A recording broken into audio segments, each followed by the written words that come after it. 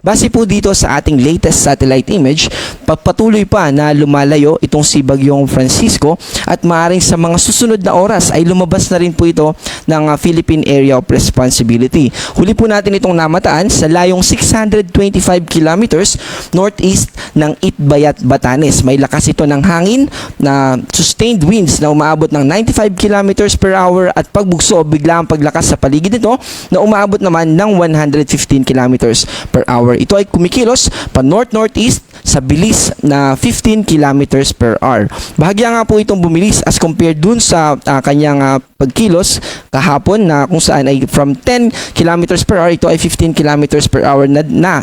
So, ibig sabihin ay mas mapapaaga din yung kanyang paglabas ng Philippine Area of Responsibility at binanggit na nga po natin na maaaring sa mga susunod na oras ay nasa labas na ito ng PAR.